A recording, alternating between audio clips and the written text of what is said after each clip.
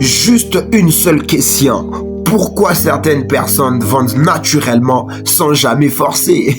C'est très bizarre. Regardez deux vendeurs. Le premier parle beaucoup, explique, insiste, argumente, relance. Le second parle peu, pose une question, se tait et la personne achète. Pourquoi?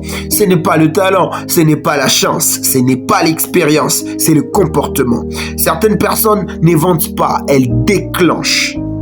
Et aujourd'hui, vous allez comprendre pourquoi. Commençons par une scène animale.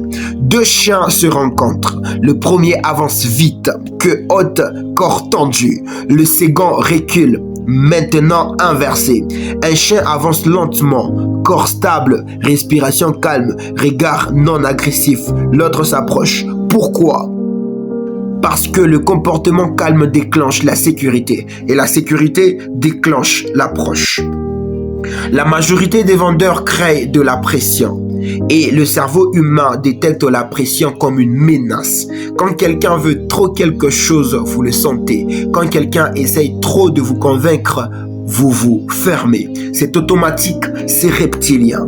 Pourquoi certaines personnes vendent naturellement? Parce qu'elles n'essaient pas de vendre, elles réduisent la menace, elles créent un espace. Elles ne parlent pas pour convaincre, elles parlent pour comprendre. C'est une différence énorme. En médecine, un bon médecin ne force pas un diagnostic. Il écoute, il observe, il pose peu de questions, mais des questions précises. Le patient se sent compris. Confiance. La confiance précède l'acceptation du traitement. Dans un tribunal, un bon avocat n'écrit pas. Il installe une certitude calme. Le jury ressent la stabilité. La stabilité inspire l'autorité. L'autorité calme inspire décision. Maintenant, revenons au business. Pourquoi certaines personnes vendent naturellement? Parce qu'elles maîtrisent trois choses invisibles. L'énergie, le silence, le cadre. Première chose, l'énergie. Un vendeur nerveux crée tension. Un vendeur calme crée attraction. Pourquoi? Parce que le cerveau humain cherche la stabilité. Dans un groupe, celui qui respire lentement devient souvent le centre. Ce n'est pas mystique, c'est biologique. Deuxième chose, le silence. Le silence crée espace. Quand vous posez une question et que vous parlez immédiatement après, vous tuez la réflexion. Quand vous posez une question et que vous vous taisez, l'autre remplit le vide et souvent il se convainc lui-même. Troisième chose, le cadre. Celui qui pose le cadre dirige la conversation. Exemple simple, mauvais cadre. Je voulais vous proposer mon produit. Bon cadre. Est-ce que vous êtes satisfait de vos résultats actuels? Wow. La deuxième question déplace le centre. Elle crée introspection. Maintenant, parlons comportement social. Pourquoi certaines personnes imposent-elles le respect sans parler fort? Parce qu'elles ne cherchent pas la validation. Le cerveau détecte le besoin et le besoin diminue le statut. Un vendeur qui a besoin de vendre perd en autorité. Un vendeur qui peut se permettre de ne pas vendre gagne en autorité. Le statut ne se démonte pas, il se signale. Regardez un artisan. Un bon menuisier n'insiste pas, il montre son travail, il laisse le bois parler.